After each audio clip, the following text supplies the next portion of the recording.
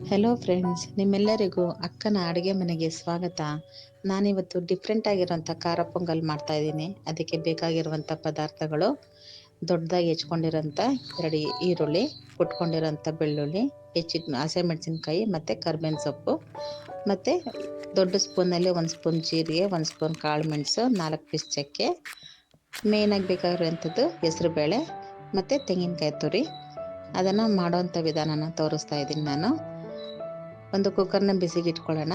ಬಿಸಿಗಿಟ್ಕೊಂಡು ಹೆಸರುಬೇಳೆನ first ಕೆಂಪಗೆ ಹುರ್ಕೊಳ್ಳೋಣ. ಹುರಿದಿಟ್ಕೊಂಡು ಎತ್ತಿಟ್ಕೊಳ್ಳೋಣ ಅದನ್ನು.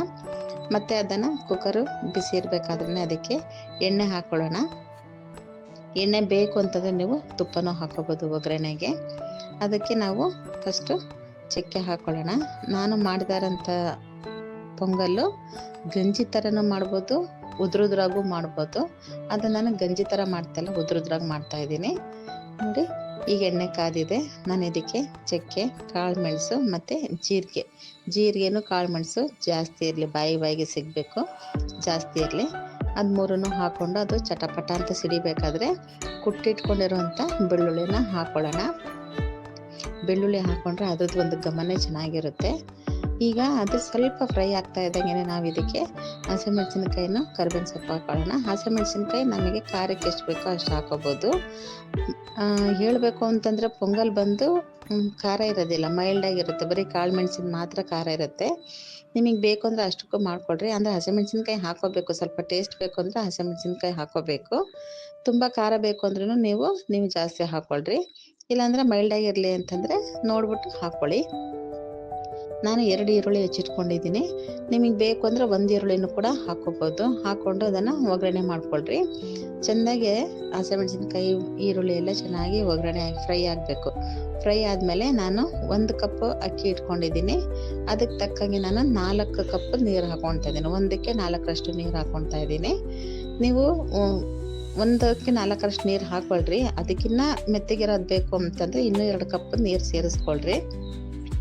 ನಾವು ಹೆಸರುಬೇಳೆ ಹಾಕ್ಕೊಳೋದಕ್ಕೋಸ್ಕರ ಅದು ಎಳ್ಕೊಂಬಿಡುತ್ತೆ ನೀರು. ನೋಡಿ, ಈಗ ನೀರು ಕುದೀತಾ ಇದೆ. ಅದಕ್ಕೆ ನಾನು ಹುರಿದಿಟ್ಕೊಂಡಿರೋಂಥ ಹೆಸರುಬೇಳೆನ ಹಾಕ್ಕೊಂಡಿದ್ದೀನಿ. ಹೆಸರುಬೇಳೆ ಹಾಕ್ತಿದ್ದಂಗೆ ನಾನು ಅಕ್ಕಿ ನೆನೆಸಿಟ್ಟಿದ್ದೆ, ಆ ಅಕ್ಕಿನ ತೊಳೆದಿರೋದನ್ನ ಹಾಕ್ಕೊಳ್ತಾ ಇದ್ದೀನಿ. ನೀವು ಪಾಲಿಶ್ ಆಗಿರೋಂಥ ರೈಸ್ ಹಾಕೋದಕ್ಕಿಂತ ಪಾಲಿಶ್ ಆಗದೇ ಇರೋಂಥ ರೈಸ್ ಹಾಕಿದ್ರೂ ತುಂಬ ಚೆನ್ನಾಗಿರುತ್ತೆ ಟೇಸ್ಟು. ಮತ್ತು ನೀವು ಬೇಕಿದ್ರೆ ಜೀರಾ ರೈಸು ಹಾಕ್ಕೋಬೋದು ಇದಕ್ಕೆ. ಅದನ್ನು ಹಾಕ್ಕೊಂಡು ನಾನು ಉಪ್ಪು ಹಾಕ್ಕೊಂಡು ಲಾಸ್ಟಿಗೆ ನಾನು ಕಾಯಿನ ತುರಿದಿಟ್ಟಿರೋದನ್ನ ಹಾಕ್ಕೊಳ್ತಾ ಇದ್ದೀನಿ. ಇದು ಆಪ್ಷನಲ್, ಬೇಕು ಅಂದರೆ ನೀವು ಹಾಕ್ಕೋಬೋದು, ಬೇಡ ಅಂದ್ರೂ ಬಿಡ್ಬೋದು. ಆದರೆ ಕಾಯಿ ತುರಿ ಹಾಕಿದ್ರೆ ಟೇಸ್ಟ್ ಆಗಿರುತ್ತೆ, ಅದಕ್ಕೋಸ್ಕರ ಕಾಯಿ ತುರಿ ಹಾಕ್ಕೊಳೋದು. ಎಲ್ಲ ಮಿಕ್ಸ್ ಮಾಡಿ ನೀವು ಕುಕ್ಕರ್ ಮುಚ್ಚಳ ಮುಚ್ಚಿ 2 ಪ್ರೆಷರ್ ತೆಗೆಸ್ಕೊಳ್ಳಿ. ಅದು ನೀವು ಈ ನೀರು ಹಾಕಿ ಕುದಿಬೇಕಾದ್ರೆ ಒಳ್ಳೆ ಘಮ ಬರೋಕ್ಕೆ ಶುರು ಆಗೋಗುತ್ತೆ ನಿಮಗೆ. ಮಾಮೂಲಿ ಪೊಂಗಲ್ಗಿನ್ನ ಇದು ಎಷ್ಟು ಡಿಫ್ರೆಂಟ್ ಆಗಿರೋದೆ ಅನ್ನೋದು ನಿಮಗೆ ಆವಾಗಲೇ ಗೊತ್ತಾಗುತ್ತೆ. ನಿಮಗೆ ಈ ಥರ ಗಂಜಿ ಥರ ಮಾಡಿದ್ರೆ ಯಾರೂ ತಿನ್ನೋದಿಲ್ಲ. ಈ ಥರ ಮಾಡಿ ನೋಡ್ರೆ ಎಲ್ಲರೂ ಇಷ್ಟಪಡ್ತಾರೆ. ನಾನು ಚಟ್ನಿ ಮಾಡ್ಕೊತಾ ಇದ್ದೀನಿ. ಚಟ್ನಿಗೆ ತೆಂಗಿನಕಾಯಿ, ಬೆಳ್ಳುಳ್ಳಿ, ಹಸಿಮೆಣಸಿನ್ಕಾಯಿ, 1 ತುಂಡು ಹುಣಸೆಹಣ್ಣು ಹಾಕ್ಕೊತಾ ಇದ್ದೀನಿ. ಇದಕ್ಕೆ ಈರುಳ್ಳಿನ ಸಣ್ಣದಾಗಿ ಹೆಚ್ಚಿಟ್ಕೊಂಡು ಅದನ್ನು ಹಾಕ್ಕೊತಾ ಇದ್ದೀನಿ. ತುಂಬ ಟೇಸ್ಟ್ ಆಗಿರುತ್ತೆ ನೀವು ಅದ್ರ ಜೊತೆಗೆ ಮಿಕ್ಸ್ ಮಾಡ್ಕೊಂಡು ತಿಂದರೆ. ಹಾಗಾಗಿ ಅದನ್ನು ಇಟ್ಕೊಂಡಿದ್ದೀನಿ. ನೋಡಿ, ನಾನು ಉದ್ರುದ್ರಾಗಿ ಮಾಡ್ಕೊಂಡಿದ್ದೀನಿ. ನಿಮಗೂ ಯಾವ ಥರ ಬೇಕೋ ಆ ಥರ ಮಾಡ್ಕೋಬೋದು. ಈ ಥರ ಒಂದ್ಸತಿ ಮಾಡಿ ನೋಡಿ. ಈ ರೆಸಿಪಿ ಇಷ್ಟ ಆಗಿದ್ರೆ ಲೈಕ್ ಮಾಡಿ, ಶೇರ್ ಮಾಡಿ, ಸಬ್ಸ್ಕ್ರೈಬ್ ಮಾಡಿ. Thank you friends.